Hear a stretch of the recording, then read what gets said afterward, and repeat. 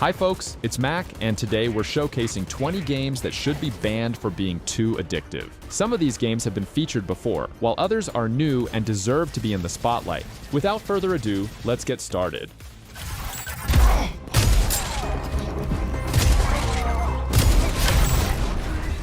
Starting off with number 20, Deadlink.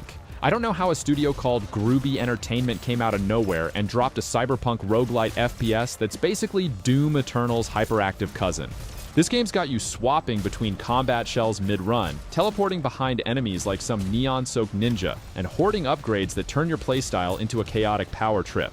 They literally made health an afterthought. You refill shields by marking enemies, so you're just locked in this endless dance of shooting, dodging, and looting. And we also have a lot of classes: Soldier, Hunter, Heavy Mech.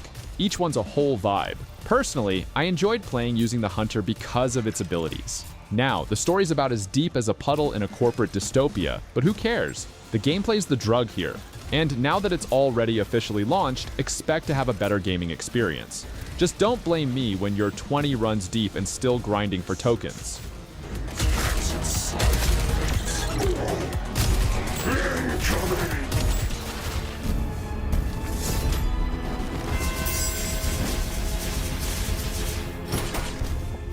At number 19, we have Blasphemous 2. The Game Kitchen didn't just serve a sequel. They built a cathedral, gothic horror, Spanish Inquisition vibes, and a soundtrack that sounds like a choir of damned souls. Yeah, this is the Metroidvania that'll steal your soul. You start by picking one of 3 weapons: a flaming censer, lightning-fast daggers, or a cursed sword, and suddenly the entire map unfolds based on your choice. It's wild how each weapon rewrites exploration. And the bosses. Evaterno, this resurrected zealot with a sword the size of a skyscraper, forces you to use every skill you've learned.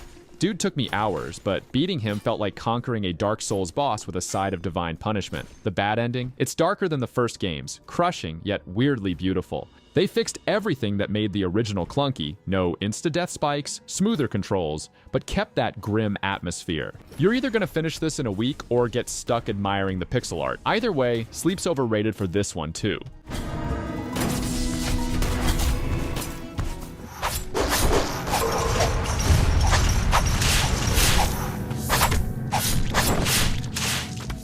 Coming in next is Ender Lily's Quietus of the Nights. I don't know how a game about a silent, white-haired girl in a rotting kingdom became my entire personality for 2 weeks, but here we are.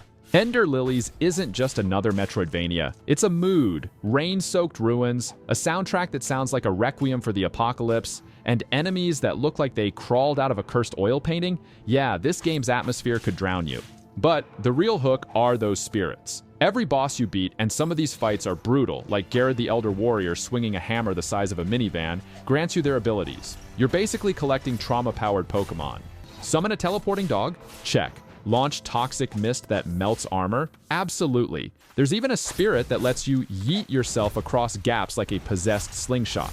And the exploration also has a lot to offer. Locked doors, hidden walls, entire zones blocked until you beat that one boss whose ability lets you smash through floors. It's the kind of game where you'll backtrack for hours just to hear Lily's tiny footsteps echo in a new area. If this is the first time you heard this game, then you're in luck. This is a must-play for any Metroidvania fans.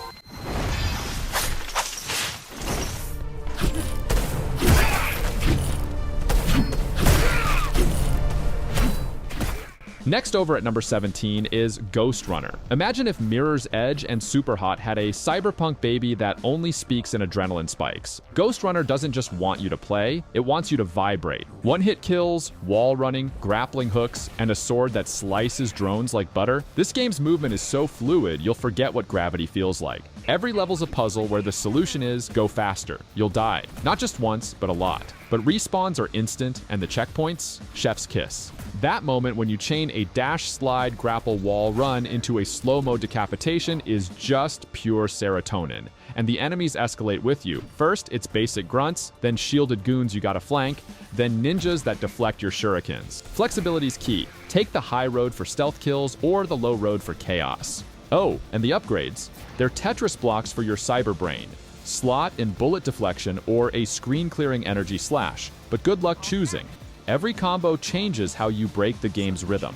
Also, that synthwave soundtrack, it's basically a caffeine 4 drip. Just don't blame me when you start seeing grappling points in your dreams.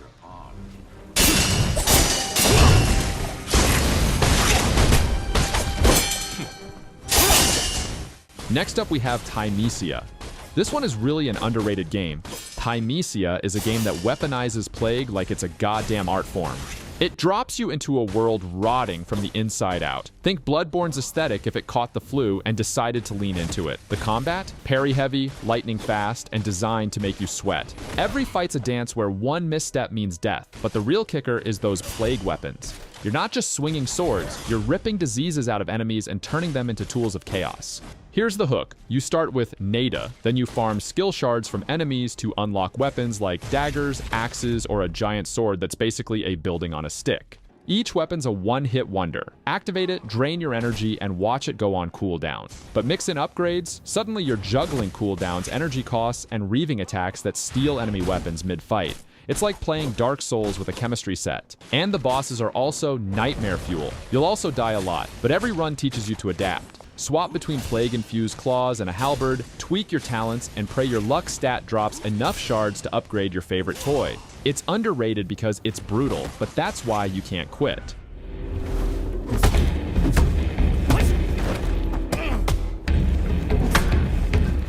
Next on the list is Sifu. This game doesn't just ask you to master Kung Fu, it forces you. Sifu's aging mechanic is genius. Die once and you resurrect older, stronger, but closer to permadeath. By the time you're a geriatric badass with a white beard, every punch hits like a truck, but your health bar is a toothpick. It's a revenge story where time itself is your enemy, and the only way out is to get good. The combat's pure bak mei, realistic strikes, parries that crack bones, and environmental improvisation. Kick a dude into a railing, grab a bottle and smash it over his head? Yeah, Jackie Chan would approve. And those boss fights, each one's a kung fu element incarnate. Sean's fire staff, Kuroki's blade illusions, forcing you to adapt or age into dust. But here's the twist. The game rewards mercy. Spare your enemies, and the ending flips from a loop of vengeance to enlightenment. It's not just about fists, it's about Wood, the morality of martial arts. You'll replay levels obsessively, shaving years off your age, chasing that perfect run where you're 20 and unstoppable. Slow Clap delayed this thing to avoid crunch, and thank God they did. Polishing this combat system was worth the wait.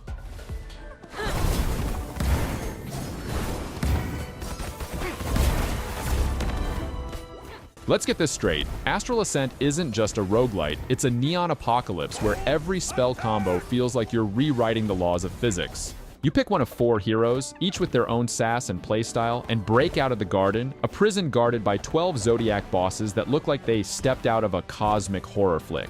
The combat? Think Hades on caffeine. Chain lightning bolts into ice shards, then finish with a flaming uppercut. It's all about timing and synergy. Mess up, and Virgo's spark attacks will turn you into pixel dust. But the Zodiacs aren't just bosses, they're your weirdest allies. Complete their challenges mid-run and they'll tag along, unleashing meteors, ice swords, or literal nimbus clouds during fights. And the co-op? Grab a friend and double the spell-slinging madness. One of you distracts the Zodiac with Gemini's lightning clones while the other charges Libra's annihilation beam. Just make sure not to fight over who gets the mythical aura upgrades. The game's got permanent unlocks too. Unlock new spells, auras, and even drip from Olun's clothing shop. This is quite a fun game, and it's available on PC, PlayStation, and Nintendo Switch.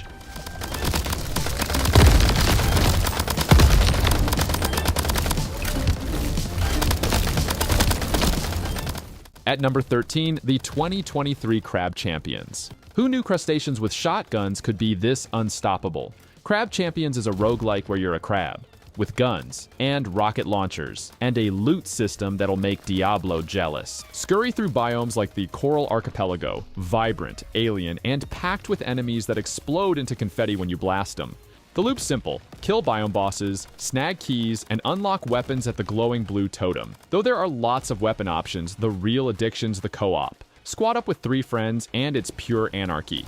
The devs nailed the just one more run vibe. Every round drops new gear, and the builds get wilder. Stack crit chance on a sniper rifle, turn your crab into a glass cannon. And don't sleep on the movement. Wall jump, dash, and slide like you're in a Tony Hawk game crossed with Doom. The speed's unreal. You'll forget crabs aren't supposed to break the sound barrier. This game is all about fun. No drama, just pure fun and chaos.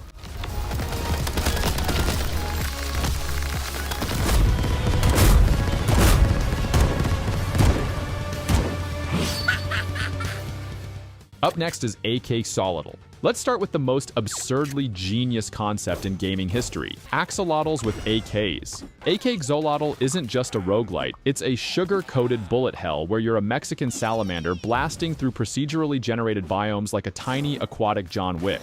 The art style is adorable, but the gameplay is surely brutal. You're dodging waves of enemies while raising an army of baby axolotls. Yes, baby axolotls, who follow you like a squad of trigger-happy tadpoles. The guns are wild. Shotguns, miniguns, even rocket launchers that send critters flying. But the real kicker, though, are the power-ups that turn your babies into kamikaze bombers or shield generators. You'll be juggling upgrades like a circus act, praying RNG blesses you with the mythic flamethrower before the final boss stomps your soggy face. And those bosses, you'll be surprised to see giant frogs with Gatling guns, and even radioactive raccoons. Oh, and the meta progression? Unlock new axolotl breeds, customize their drip with hats and bandanas, and grind tokens to buff your starter stats. The devs of this game is still releasing new updates, so don't be surprised if one day you see something new again. My poison scars are as deadly as they are cold. Coming in next is Raven's Watch. Pastech Games, the mad geniuses behind Curse of the Dead Gods, did it again. Raven's Watch throws you into reverie, a twisted fairy tale realm where Snow White throws knives and Beowulf suplexes nightmares. It's a roguelike where you have to explore. Every cursed forest or haunted village hides power-ups that'll make or break your run. Miss a chest and the final boss will crush you like a bug. The heroes are the Star. Aladdin dashes on his carpet, the Pied Piper summons rats to swarm enemies, and the Snow Queen freezes entire arenas. Each one plays like a different genre. And there's also a co-op. 4 players chaining ultimates feels like orchestrating a mythic rave. Time your Snow Queen's blizzard with Beowulf's earthquake and watch the screen explode. But the risk-reward loop? Chef's kiss. Spend too long looting and the nightmare meter fills, spawning elite enemies. Push your luck for legendary gear or play it safe and face the boss underpowered. The full 1.0 release even added new heroes and a PvE endgame that'll test your build crafting skills. So yeah, if you want to see how far you can go with this game, make sure to check it out now.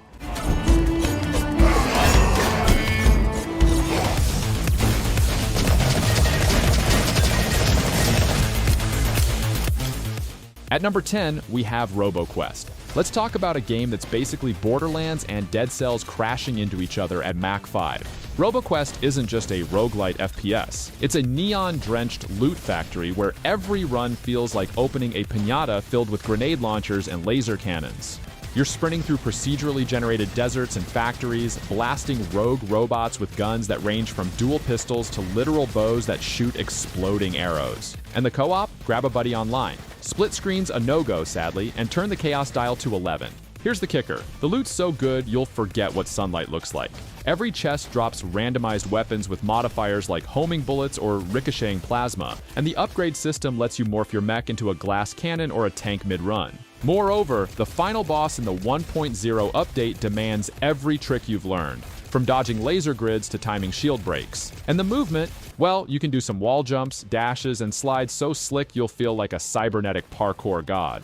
Pair that with perks like explosive critical hits or infinite ammo during ultimates, and you've got a loop that'll have you grinding until dawn.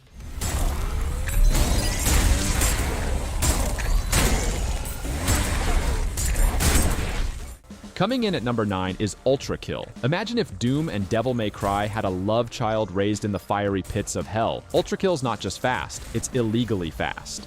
You're V1, a blood-fueled murder machine diving into hell to slaughter demons, and every kill's a chance to flex. The style system is pure genius. Chain headshots, parry rockets into enemies, or ricochet coins like a cyberpunk cowboy, and watch your rank soar from destructive to ultra kill in seconds. The arsenal's a playground of violence. Shotguns that freeze enemies mid-air, revolvers that detonate like mini-nukes, and a fist that lets you punch projectiles back at bosses. Pair it with slick movements like bunny hopping, wall kicking, rocket surfing. It's damn good by simply looking at it.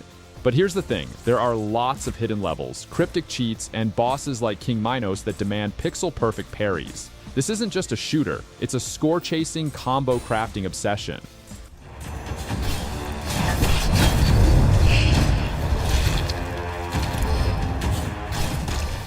Up next is Eldest Souls. This game is an absolute masterclass in keeping you locked in for hours without even realizing it. It's got no filler, no fluff, just straight up boss fights one after another. It's kind of like the developers decided to take the hardest parts of Souls-like games and crank them into overdrive. You dive into this ancient, decayed world, and each boss feels like a perfectly designed test of your skills. It's all about parrying, timing, and this almost hypnotic dance of attack and evade. Mess it up and you're toast. The stamina mechanics force you to rethink every move. That split-second decision of whether to commit to an attack or hold back keeps you teetering on the edge of your seat. What's wild is how each boss isn't just a fight, it is a whole mood. They didn't play it safe either. For such a small team, they poured so much precision into every encounter. The art, the dark moody vibes, even the music, it all pulls you deeper into its world. If frustration and satisfaction had a perfect baby, Eldest Souls might just be it.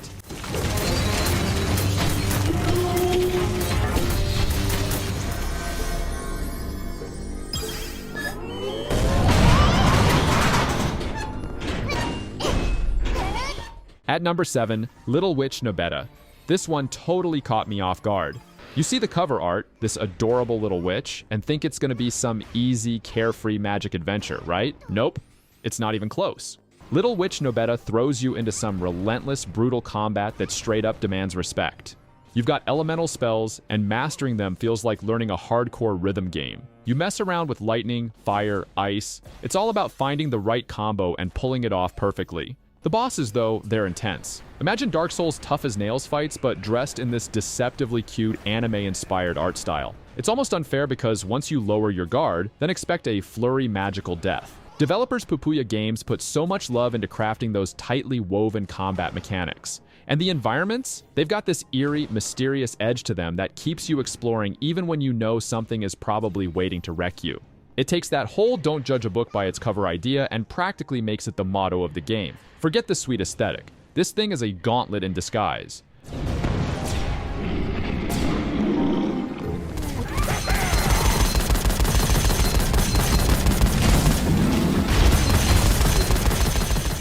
Next up is Gunfire Reborn. This one's an absolute time vacuum. Gunfire Reborn takes everything we love about first-person shooters, throws in loot-driven progression, and somehow becomes even better when you grab a buddy for couch co-op. It's got that snappy, arcade-like shooting that just feels good, but what keeps you coming back is how every run plays completely different. First off, the weapon variety is nuts. You've got everything from straight-up assault rifles to bizarre, wacky inventions that feel like they came out of a fever dream. Each upgrade you pick starts stacking into these goofy synergies, like turning basic grenades into mini nukes or combining a shotgun with lightning damage for maximum chaos. It's always about finding your insane build that absolutely shreds through enemies. Now, introduce teammates into that mix. Whether you're dividing roles between offense and support or just all-out experimenting with builds that shouldn't work, there's this wild collaborative rhythm. It's not just about shooting, it's the progression system, where unlocking heroes and buffing stats makes runs smoother over time.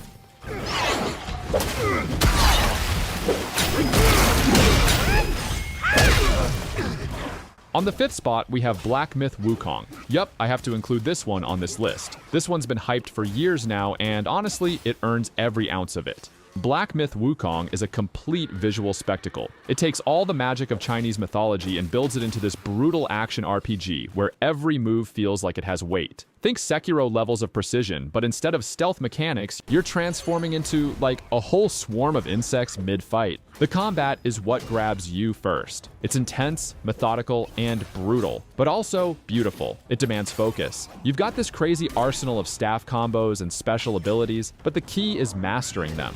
You can't just mash buttons here. Every boss and encounter pushes you to really think about how you're playing.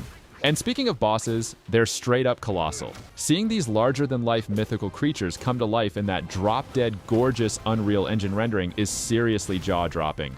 Between the fluidity of the combat and the insane transformations Wukong pulls off during fights, it feels like you're living in some epic Chinese folklore tale. Game Science Studio has clearly poured everything into making this something special, and while it's punishing, the sheer beauty and creativity behind it make grinding through every fight feel worth it. This is really a gem everyone should play at least once.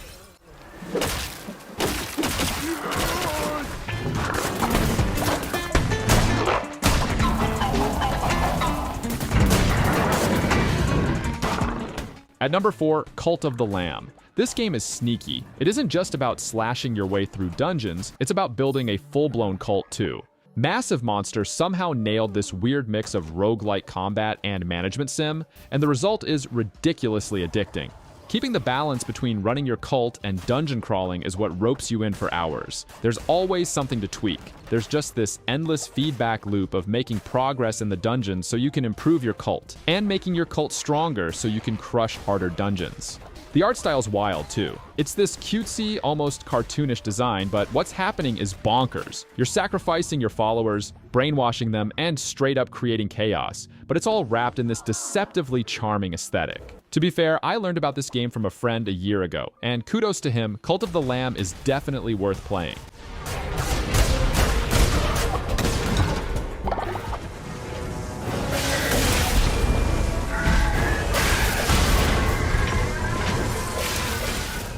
Up next is Lies of P. This one is unreal. Picture all the brutal, unforgiving combat you expect from a Soulsborne game, but stack it on top of a dark, twisted reimagining of Pinocchio. It shouldn't work, but somehow Neowiz Games made it not only work, it thrives. The story's nuts. You're Pinocchio, but instead of becoming some carefree little boy, you're out here carving up monstrous puppets and grappling with these heavy branching choices that affect everything. Combat in Lies of P is an art form. Timing, precision, and patience. It's all razor sharp. The weapon customization is just bonkers too.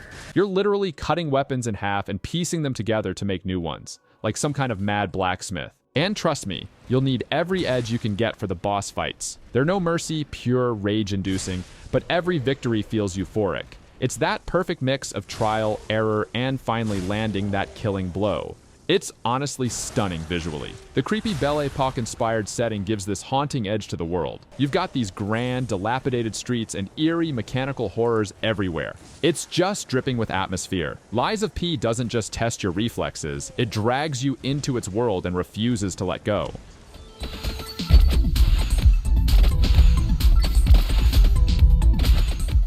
Coming at number 2 is Vampire Survivors. This is one of the games that I got totally hooked. On the surface, it's just you automatically attacking endless waves of enemies, but somehow it's impossible to turn off. It's like Ponkel, the one-man dev team behind this madness, cracked the code on what makes a game hit that sweet spot between feeling chill and absolutely overwhelming. Every run starts slow. You're moving around, dodging a couple of bats or skeletons, picking up gems to level up. Then, about 5 minutes in, it becomes pure survival. The screen gets packed. You've got weapons firing off in every direction. Whips, fireballs, magic wands. It's sensory overload in the best way. And the more you survive, the more weapons you unlock, which is where the grind comes in. You just have to see what crazy combo you can build next. Then there are the characters. Tons of them, all with their own quirks. You start with a basic guy, but eventually you're unlocking a literal tree that fights monsters or someone with permanent lightning attacks. It's ridiculous how much is packed into something so seemingly bare bones. Vampire Survivors is the ultimate time thief. 5 minutes turns into an hour before you even blink.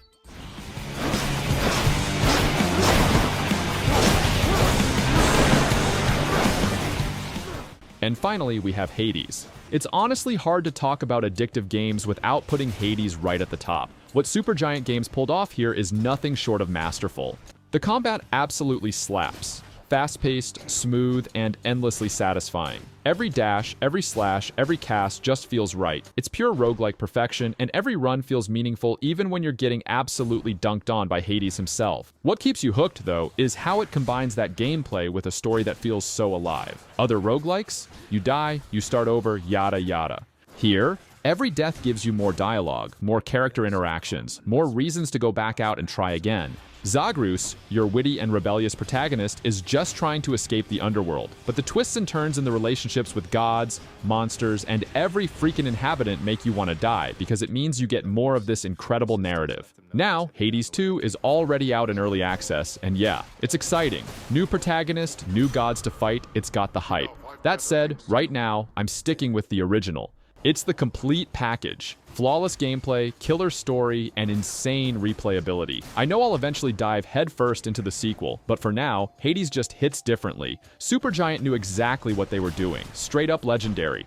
And there you have it. 20 games so ridiculously addictive they should come with a warning label. Whether it's the combat, the grind, or just that one more run magic, these titles know exactly how to keep us hooked. If you enjoyed the ride, don't forget to hit that like button and subscribe for more gaming goodness. Thanks for hanging out with me, and I'll catch you in the next one.